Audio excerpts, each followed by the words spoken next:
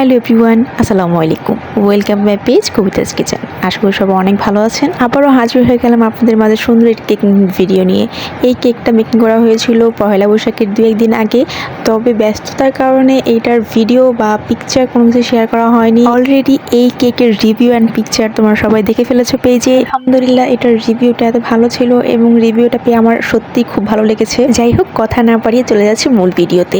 এখানে 2 পাউন্ডের একটা স্পঞ্জ কেক আমি বেক করে নিয়েছি। এরপর আমি 3টা স্লাইস করে নিচ্ছি। স্লাইসগুলো করা হয়ে গেলে এই পর্যায়ে আমি স্লাইসগুলো সরিয়ে বোর্ডটাকে ক্লিন করে নিব। এরপর ফ্রিজ থেকে ক্রিমটাকে বের করে বোর্ডে একটু ক্রিম নিয়ে স্প্রেড করে নিব ভালো করে। এরপর ফার্স্টের লেয়ারটা মানে মাঝখানে যে লেয়ারটা ছিল সেটা আমি সবার নিচে দিব। যে আপনারা দেখতেই পাচ্ছেন যে আমি উপরের একদম উপরে যে লেয়ারটা ছিল ওটা কিন্তু দিইনি, ওটা দিব মাঝখানে।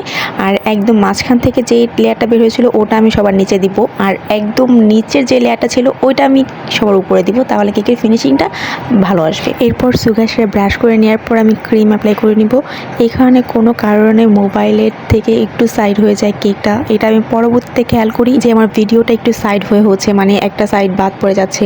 যাই হোক, এটা আমি যেহেতু ফার্স্টের দিকে খেয়াল করিনি, সো অনেকটা ক্লিপ নেওয়া হয়ে গিয়েছিল এরকমই। সো আপনারা এইভাবেই দেখতে হবে, কিছু করার নেই। এই সেম ওয়েতে আমি 3টা স্লাইসে দিয়ে নিব একের পর এক। এরপর এটা ক্রামস কোটিং করা হয়ে গেলে আমি ফ্রিজে রেখে দেবো কিছুক্ষণ সেট হওয়ার জন্য। এটা 10-15 মিনিট সময় দিয়েছিলাম ফ্রিজে সেট হওয়ার জন্য। ওই টাইমটা আমি অন্য একটা কেক রেডি করেছিলাম। এরপর আমি ফ্রিজ থেকে নামিয়ে ফাইনাল যে ফিনিশিংটা সেটা দিয়ে নিব।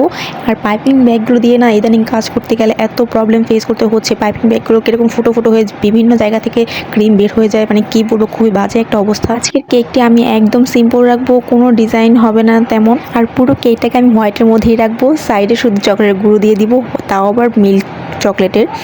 চকলেটের গুঁড়ো বলতে আবার আপনারা অন্য কিছু ভাবতে পারেন। এখানে চকলেটটাকে আমি একটু গ্রেট করে, মানে চকলেটের বারটাকে নিয়ে একটু গ্রেট করে তারপর সাইডে দিয়ে নেব ডিজাইনের জন্য।